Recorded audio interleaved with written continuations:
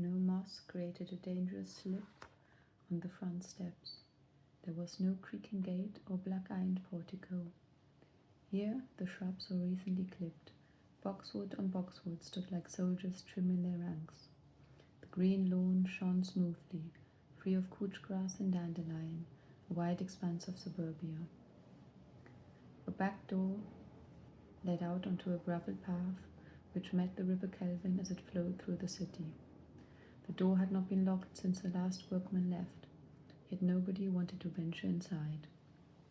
Kelvingrove was a building lying in wait.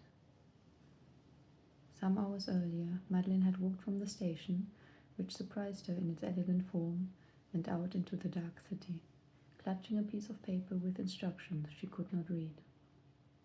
She thought the first word said up. It was one of the few she could make out. The writing was smudged and the light fading. At the best of times, reading was a strange and secret art for Madeline. She walked up the only street that wound that way, straight from the station and into the dark. The houses stood on either side, narrow and with little or no space between them, so that it seemed they were welded, presenting a closed front. There was no one. The downpour had driven them all inside, or else they stood huddled in doorways, watching her pass. She did not see them, bent against the wind that rose from the pavement. The rain came horizontally now, driving up her skirt and sending icy waves up her legs. When she reached the top of the hill, the coldness had turned into an illusion of warmth. She guessed the way and turned left, rounding the hill at its pinnacle. Now she saw more of Glasgow as it stretched beneath her, a massive canvas of brick and stone, lights twinkling in the dark.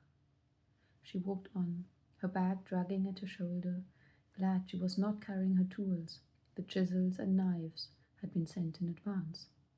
They would be waiting there, waiting to craft the wooden keepsakes she had been hired to make, copies of priceless artifacts, treasures from around the world. It was the reason she had taken the job. Surely, in a museum, the place where she was to work and live, there would be many different people. So many different people that she would not arouse suspicion. Of course, she would have taken any job to get away from Great Yarmouth, with its boisterous pier and whipping wind. She would miss her marsh, though, her secret place. That was the only thing Madeline would miss. She found the museum eventually, though it took 3 times the length it would have if she had known the way. It rose above the road like a vision from the midnight hour, the sprawling, many-turreted, red-stone facade of Kelvingrove. Madeline had not been prepared for this. She had not been prepared for any of this. The wide door opened as she stepped up to the entrance. She was ushered in, soft hands pulling her through the door. She could just make out the figure of a slight woman, curls rimming her face, as the door clanged and the hall was plunged into darkness.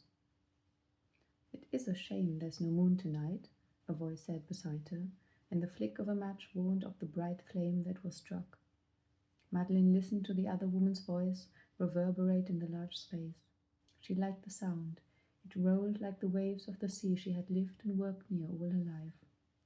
She wished she could speak like that. "You must be Madeline," said the woman, holding the lamp aloft. She was tall with a short crop of hair. Madeline thought her to be quite young, not more than 30. Shards of light punctuated the dark as they moved from the door.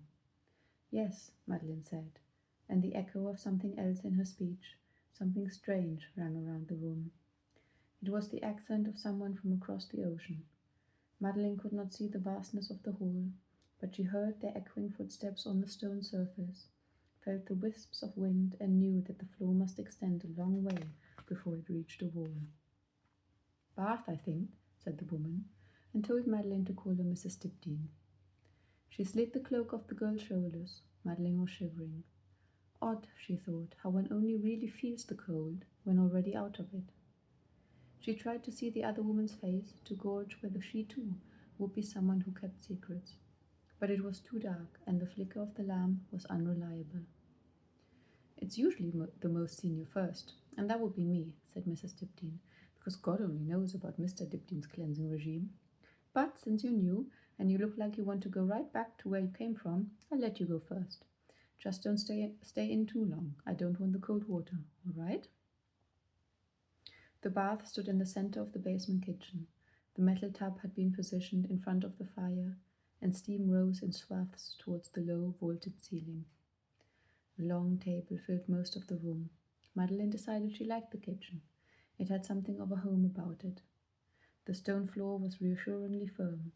She hoped that the large fireplace was always lit. It drove the shadows from the door. She wondered whether they would find her here, the men who came knocking on her parents' door. She wondered whether they would try. Madeleine laid the towel over a chair and undressed. Even though it was warm enough, she felt a chill pass over her as she stepped out of her shoes and onto the stone floor. She moved forward